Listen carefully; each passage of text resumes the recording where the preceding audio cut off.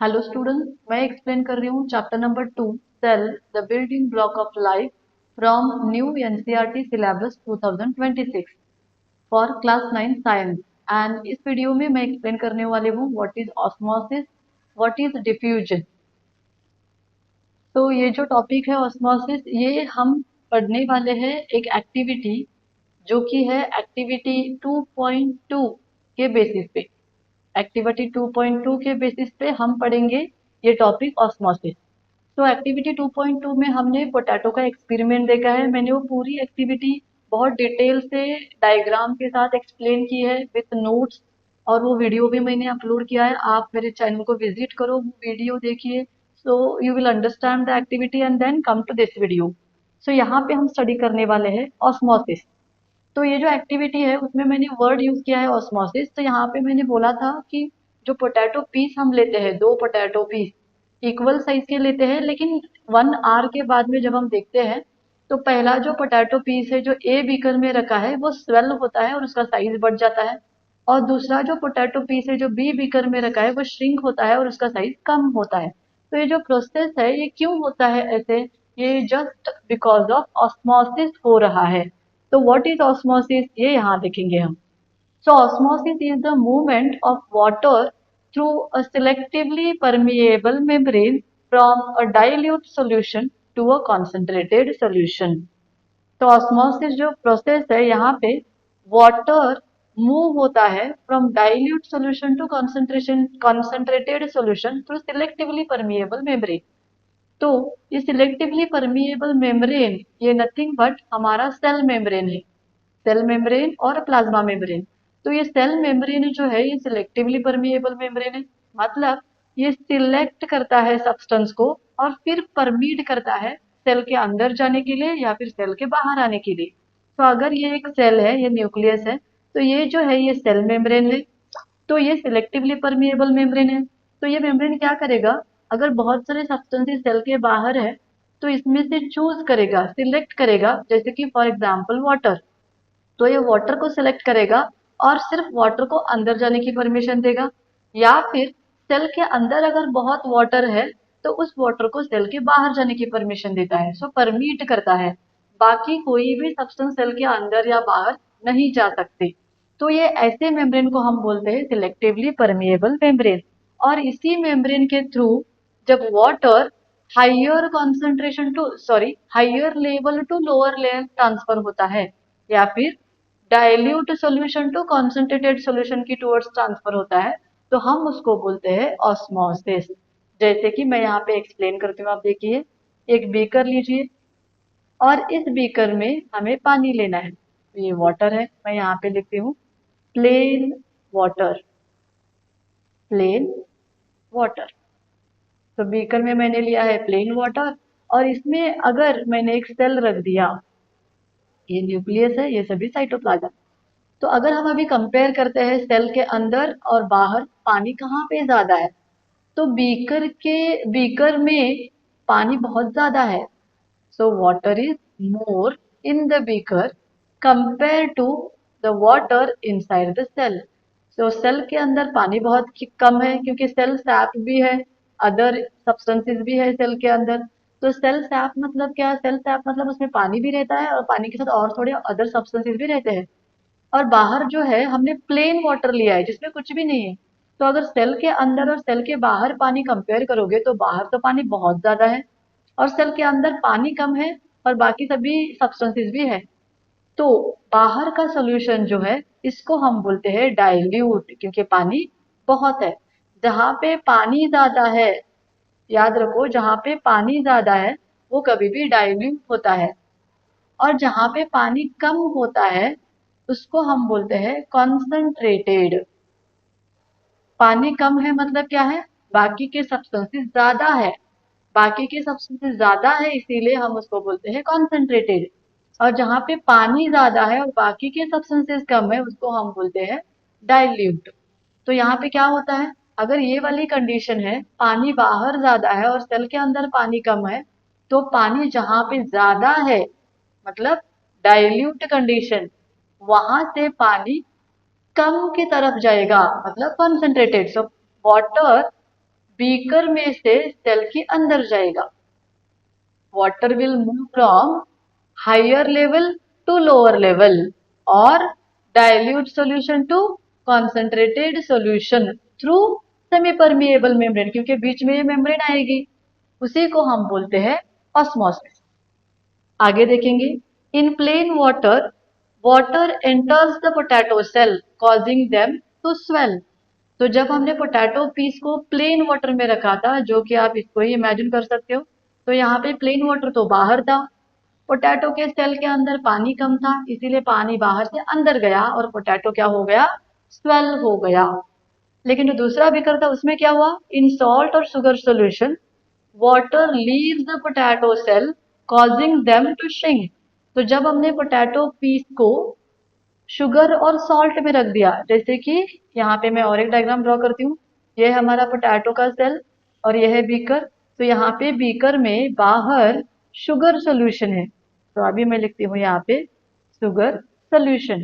तो अभी क्या होता है, शुगर सोल्यूशन होने की वजह से बाहर पानी कम है, तो यहाँ लिखती हूँ मैं वाटरलेस। वाटरलेस मतलब और क्या लिख सकते हैं हम, कॉन्सनट्रेटेड। और सेल के अंदर पानी ज्यादा है, सो मैं लिखती हूँ यहाँ पे वाटर मोर। और जहां पे पानी ज्यादा होता है उसको हम क्या बोलते हैं, डाइल्यूट। तो और ये जो है बाउंड्री, ये है सेल मेम्ब्रेन, तो सेल मेम्ब्रेन तो पानी को अलाउ करती है। तो here water will move from higher level to lower level और डाइल्यूट टू कॉन्सेंट्रेटेड, इसीलिए पानी पोटैटो के सेल में से बाहर आता है। और एक बार अगर पानी बाहर आ गया तो ये पूरा सेल श्रिंक होता है, साइज में छोटा होता है। यही है ऑस्मोसिस। आगे का पॉइंट देखिए जो बहुत इंपॉर्टेंट है, plants absorb water from the soil through osmosis. तो आपने प्लांट्स को देखा हुआ, प्लांट्स का शूट जो है, स्टेम जो है वो ऊपर रहता है और सॉइल में अंदर की तरफ सभी रूट्स रहते हैं। तो ये जो रूट्स है, इस रूट्स में बहुत सारे सेल्स रहते हैं, because whole plant is made up of cell. ये रूट्स हर तरफ फैले हुए रहते हैं और ये कैसे फैलते हैं, जहां पे पानी है उस तरफ ही फैलते जाते हैं। तो अगर इमेजिन करो कि ये एक रूट है, इसके अंदर बहुत सारे सेल्स हैं और यहाँ से बाहर से पानी जा रहा है। तो आप अभी कंपेयर करो, जब ये रूट इस पानी के कांटेक्ट में आता है, पानी कहाँ पे ज्यादा है, पानी तो बाहर ज्यादा है, तो ये हो गया हमारा डाइल्यूट। और पानी कम कहाँ पे है, रूट्स के अंदर, तो ये हो गया हमारा कॉन्सेंट्रेटेड। तो डेफिनेशन क्या कह रहा है, water will move from dilute to concentrated, इसीलिए जमीन से, सॉइल से पानी रूट्स के अंदर चला जाता है और इसी इसी प्रोसेस को हम ऑस्मोसिस बोलते हैं। तो इसका मतलब क्या है, जो भी प्लांट्स वाटर को एब्जॉर्ब करते हैं वो सभी ऑस्मोसिस प्रोसेस को यूज करके ही कर रहे हैं। So that's why plants absorb water from the soil through osmosis. तो ये था ऑस्मोसिस के बारे में। अब हम स्टडी करने वाले हैं और एक प्रोसेस जिसका नाम है डिफ्यूजन। तो पहले इस पेज को मैं क्लीन करके लेती हूँ। अभी हम देखेंगे हमारा नेक्स्ट प्रोसेस जो कि है डिफ्यूजन। डिफ्यूजन का मतलब क्या है, it is the movement of particles from region of higher concentration to a region of lower concentration. और यहाँ पे इंपॉर्टेंट है, it does not require a membrane. तो यहाँ पे देख सकते हैं आप, ये इसका डेफिनेशन है, ये इसका डेफिनेशन है। तो यहाँ पे क्या बोल रहे हैं, मूवमेंट ऑफ पार्टिकल्स, यहाँ पे बोल रहे हैं मूवमेंट ऑफ वाटर। तो ये जो ऑस्मोसिस है ये वाटर को कॉन्सेंट्रेट करता है, क्योंकि यहाँ पे सिलेक्टिवली परमिएबल मेम्ब्रेन है जो सिर्फ वाटर को ही अलाउ करता है, selects the water and allows. लेकिन यहाँ पे तो कोई मेम्ब्रेन ही नहीं है, तो यहाँ पे हर कोई पार्टिकल मूव कर सकता है। इसीलिए diffusion is the movement of particle from higher concentration और region of higher concentration to the region of lower concentration. Example देखो आप, आपको समझ में आएगा। पहला एग्जाम्पल है spreading of dye in water. तो ये हम देखेंगे पहले। तो एक काम करेंगे, एक बीकर लेंगे और यहाँ पे ये बीकर में सभी वाटर है, ये सभी वाटर। तो यहाँ पे मैं लिख लेती हूँ वाटर। अभी इमेजिन करो मैंने इस वाटर में, इस बीकर में एक इंक की बॉटल को यूज किया। ये इमेजिन करो कि ये इंक की बॉटल है और with the help of this ink bottle मैंने इस बीकर में इंक के एक दो ड्रॉप डाले। तो इंक का ड्रॉप यहाँ पे गिर गया। जैसे ही वो इंक का ड्रॉप यहाँ पे गिरता है, आपने देखा होगा स्लोली वो इंक स्प्रेड होती है, स्लोली वो इंक स्प्रेड होने के लिए स्टार्ट होती है ऐसे। तो आप देख सकते हैं यहाँ पे जब हमने इंक का एक ड्रॉप डाला तो वो इंक का ड्रॉप यहाँ पे था, तो यहाँ पे इंक का हायर कॉन्सेंट्रेशन था। आई होप आपको समझ में आ रहा है। हायर कॉन्सेंट्रेशन मतलब तो इंक की जो क्वांटिटी है, उसका जो अमाउंट है वो इस जगह पे हायर था, और बाकी के एरिया में कंपेयर किए तो यहाँ पे तो इंक ही नहीं है, तो यहाँ पे उसका कॉन्सेंट्रेशन बहुत लोअर था क्योंकि यहाँ पे कोई इंक ही नहीं है। तो ये इंक हायर लेवल से मतलब यहाँ से लोअर लेवल की तरफ मतलब हर तरफ स्लोली ऐसे स्प्रेड होती है। तो यहाँ पे तो कोई मेम्ब्रेन है ही नहीं, तो ये इंक इस एरिया से हर तरफ स्प्रेड होती है। और स्लोली अगर आपने एक थोड़ी देर के बाद में देखा, ये पूरा पानी जो इस बीकर में है वो पूरा इस इंक का कलर ले लाता है। फॉर एग्जांपल अगर हमारी इंक ब्लू है तो स्लोली स्लोली ये पूरा पानी ब्लू कलर का हो जाता है। ये क्यों हो रहा है? क्योंकि ink substance, ink particle will move from higher concentration मतलब इस जगह से लोअर कॉन्सेंट्रेशन मतलब बीकर के हर तरफ पानी में हर तरफ मिक्स हो जाती है, और इसी प्रोसेस को हम बोलते हैं डिफ्यूजन। और एक एग्जांपल है वो है spreading of fragrance in the air. हाँ, ये भी बहुत कॉमन एग्जांपल है। इमेजिन करो कि ये एक रूम है और इस रूम में यहाँ से एंट्रेंस है, डोर है, तो मैं यहाँ पे लिख लेती हूँ ये डोर है। और यहाँ पे समझो ये क्लासरूम है, तो मैं यहाँ पे लिख लेती हूँ कि ये क्लासरूम है। और यहाँ पे हमारा क्लास का बोर्ड है, और ये सभी यहाँ पे बेंचेस है, ये सभी बेंचेस है जिसमें स्टूडेंट्स बैठेंगे। तो अभी इमेजिन करो कि कोई एक स्टूडेंट जिसने एक परफ्यूम लगाया है, एक अच्छा वाला परफ्यूम लगाया है, और वो यहाँ से एंटर होता है और यहाँ पे बैठ जाता है।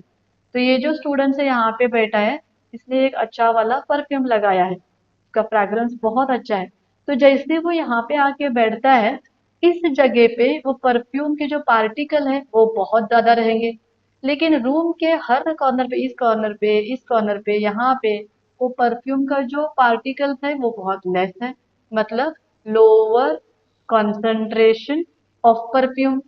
और यहाँ पे क्या है? हायर कॉन्सेंट्रेशन ऑफ परफ्यूम है, क्योंकि वो जो स्टूडेंट है वो यहाँ पे ही बैठा है। तो आपने देखा होगा स्लोली उसके परफ्यूम का जो फ्रैग्रेंस है वो आपको हर तरफ आने लगेगा, पूरे क्लासरूम में हर तरफ आता है। ये हमने हमारे डे टू डे लाइफ में भी देखा होगा। अगर हम फंक्शन को जा रहे हैं और उस फंक्शन के हॉल में अगर कोई एक परफ्यूम लगा के, अच्छा वाला परफ्यूम लगा के आता है, तो उसका जो स्मेल है वो हमारी तरफ भी आता है। तो हम देखते रहते हैं कि वो स्मेल कहाँ से आ रहा है परफ्यूम का। तो इसका मतलब क्या है? ये परफ्यूम यहाँ पे था इस स्टूडेंट के पास, लेकिन वो यहाँ तक आपको स्मेल आ रहा है, मतलब यहाँ से हायर कंसंट्रेशन से हर तरफ मतलब लोअर कंसंट्रेशन की तरफ ये परफ्यूम का जो पार्टिकल्स है वो स्प्रेड हो रहे हैं एयर में। हर तरफ एयर है, तो एयर के थ्रू ये सभी पार्टिकल्स स्प्रेड हो रहे हैं। तो यहाँ पे कोई मेम्ब्रेन नहीं है, यहाँ पे सिर्फ ये particles higher region to lower region spread हो रहे हैं, और इसी को हम बोलते हैं डिफ्यूजन। तो डिफ्यूजन में कोई भी मेम्ब्रेन की जरूरत नहीं है, कोई भी पार्टिकल हायर रीजन से लोअर रीजन को स्प्रेड होता है। जैसे कि आपने देखा होगा अगर हमने इसेंस स्टिक भी लगाया घर में, अगर हम हमारे एक रूम में इसेंस स्टिक लगा देते हैं या फिर रूम फ्रेशनर को स्प्रे करते हैं, तो उसका जो स्मेल है वो हमारे सभी रूम्स में थोड़ा थोड़ा आता रहता है, क्योंकि उसके पार्टिकल्स एक रूम से हर तरफ स्प्रेड होते हैं। मतलब जहाँ पे स्प्रे किया है वहां पे हायर कॉन्सेंट्रेशन है, उस हायर कॉन्सेंट्रेशन से हर तरफ मतलब लोअर कॉन्सेंट्रेशन की तरफ स्प्रेड होते हैं, और उसका स्मेल सभी तरफ आता है। तो उसी हम प्रोसेस को बोलते हैं डिफ्यूजन। तो ऐसे बहुत सारे एग्जाम्पल हम डिफ्यूजन को दे सकते हैं, एंड वैसे ही बहुत सारे एग्जाम्पल हम ऑस्मोसिस को भी देख सकते हैं। बहुत कॉमन एग्जाम्पल है plant absorb water from the soil through osmosis. तो ये था ऑस्मोसिस एंड डिफ्यूजन। अभी हम देखने वाले हैं एक दो तीन और डेफिनेशन जो भी ऑस्मोसिस से ही रिलेटेड है, तो वो हम देखेंगे। What if a cell is kept in salt और sugar solution of different concentration. अभी इमेजिन करेंगे अगर हमने एक सेल को सॉल्ट या शुगर सॉल्यूशन में ही रख रहे हैं, लेकिन इस सॉल्ट और शुगर सॉल्यूशन की कॉन्सेंट्रेशन हम अलग अलग ले रहे हैं। तो हम पहला देखेंगे, आपको समझ में आएगा। पहला सॉल्यूशन है हाइपोटोनिक सॉल्यूशन। हाइपोटोनिक, हाइपो का मीनिंग है लेस एंड टॉनिक का मीनिंग है कॉन्सेंट्रेशन। याद रखो आप, हाइपो का मीनिंग है लेस एंड टॉनिक का मीनिंग है कॉन्सेंट्रेशन। तो एक ऐसा सॉल्यूशन जहां पे कॉन्सेंट्रेशन कम है, लेस है।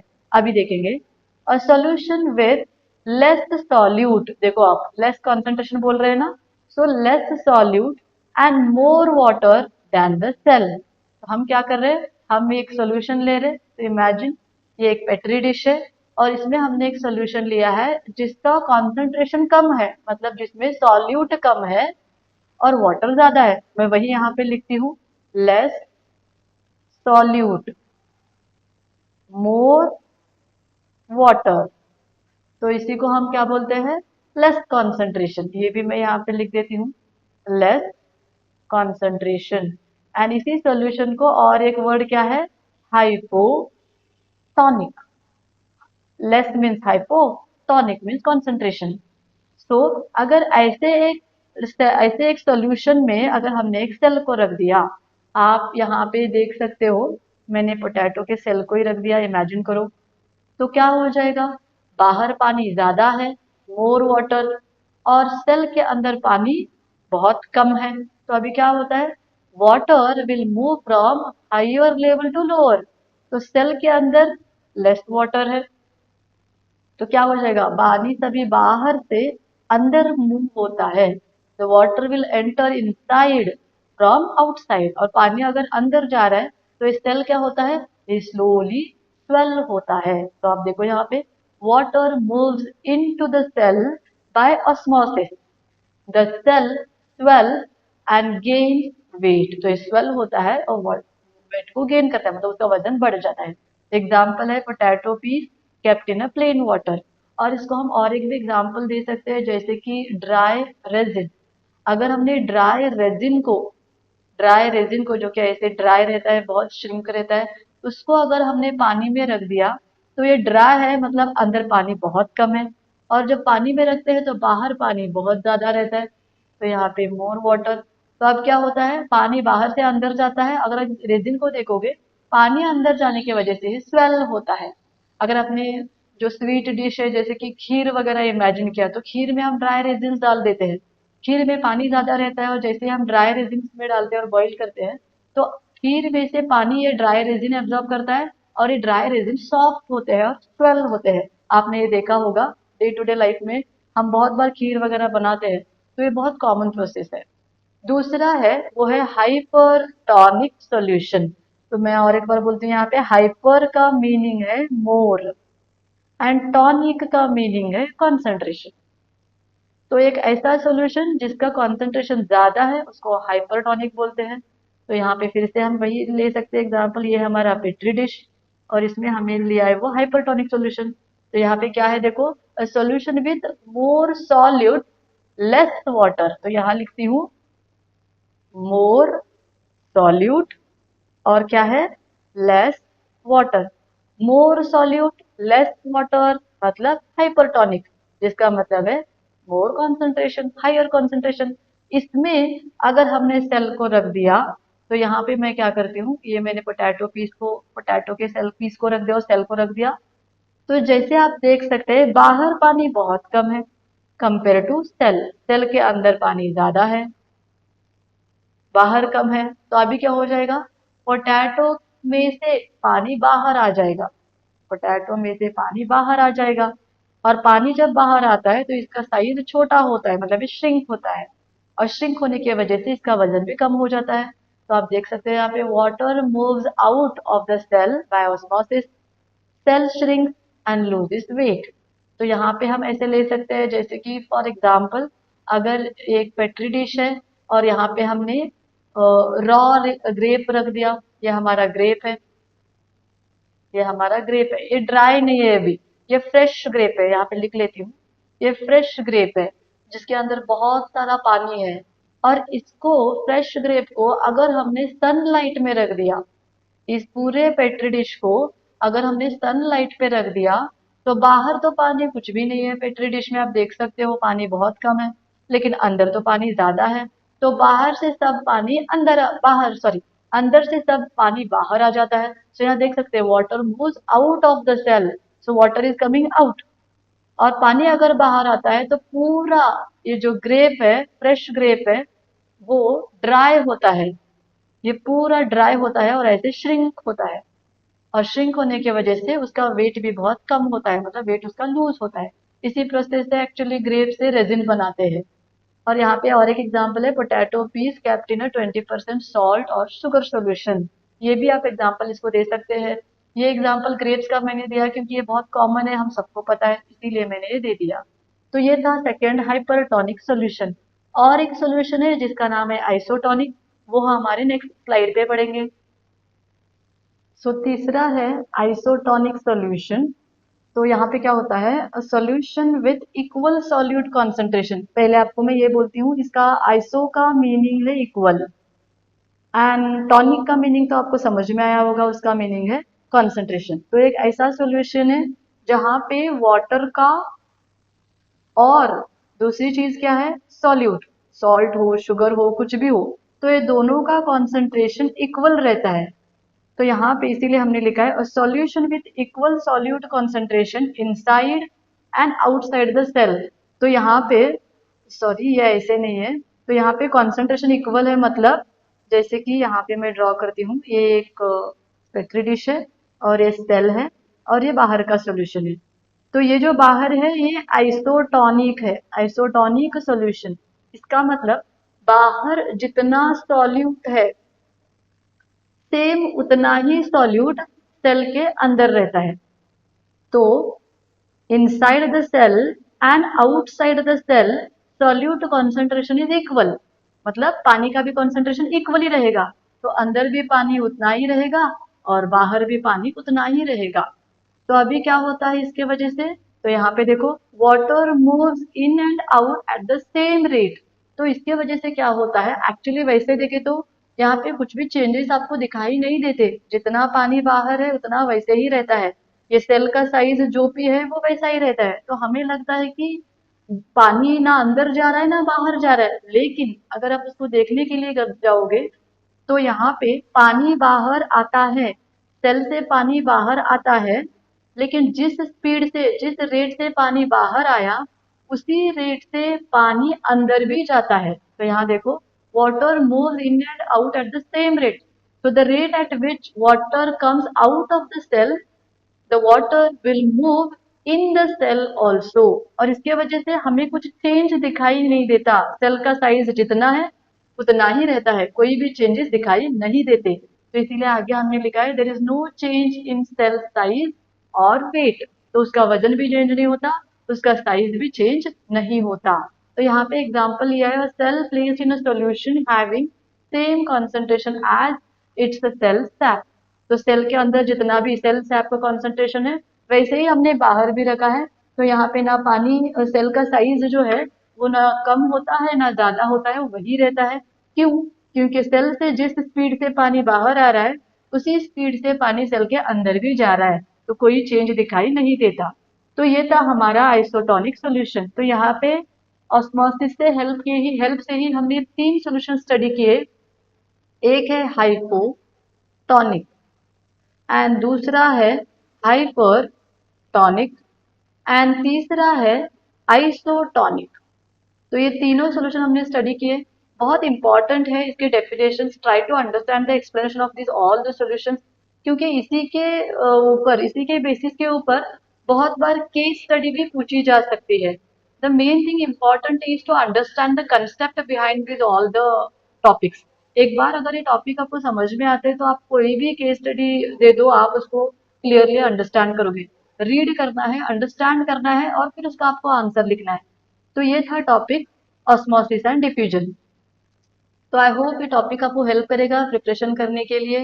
अगर आपको इस वीडियो से थोड़ा भी हेल्प हो रहा है तो प्लीज मेरे चैनल को सब्सक्राइब करो और आपके फ्रेंड्स को मेरे वीडियोस को शेयर करो और मेरे वीडियोस को लाइक करो।